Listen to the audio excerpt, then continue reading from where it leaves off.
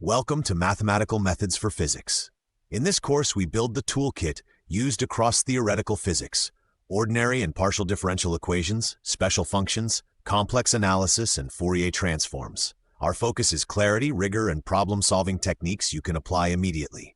The course has 3 parts. Part 1, ordinary differential equations. Part 2, partial differential equations. Part 3, complex analysis. Primary reference: Brian Dolan's Differential Equations and Complex Analysis Lecture Notes.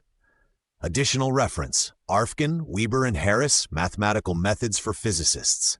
We'll follow Dolan's notes as the main source, with Arfken for reinforcement and alternative viewpoints. Part 1 introduces ordinary differential equations, where we study how a single variable function y of x changes through its derivatives.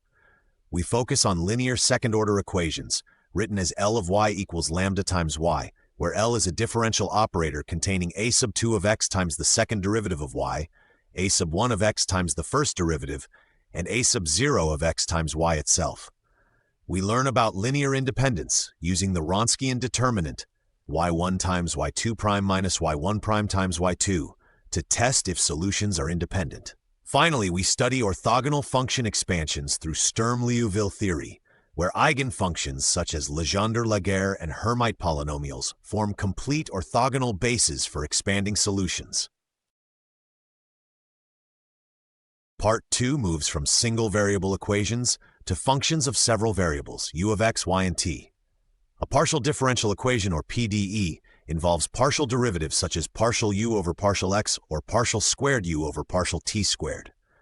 We begin with the main definitions: order, linearity, and homogeneity. Then learn the method of separation of variables, assuming a product form u equals x of x times t of t, which reduces the PDE to 2 ordinary equations. We apply this to the heat, wave, and Laplace equations, and later to other cases such as Poisson and Helmholtz. The section ends with spherical harmonics, solutions of Laplace's equation in spherical coordinates, written y sub L sub m of theta and phi, which are orthogonal and fundamental in quantum mechanics and potential theory.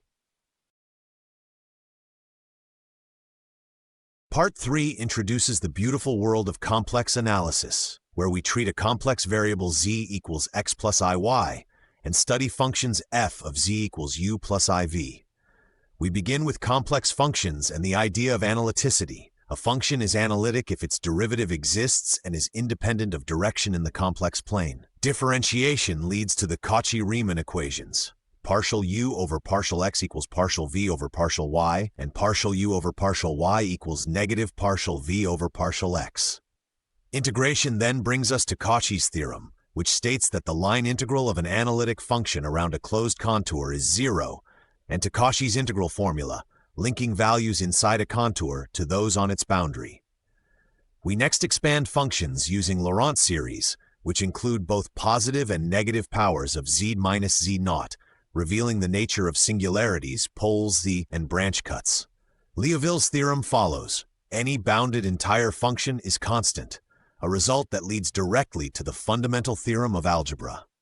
Finally, the calculus of residues provides a powerful way to compute integrals.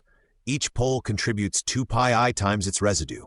The section concludes with Fourier transforms, which decompose functions into frequency components, bridging complex analysis with physics, signal processing, and the solutions of partial differential equations.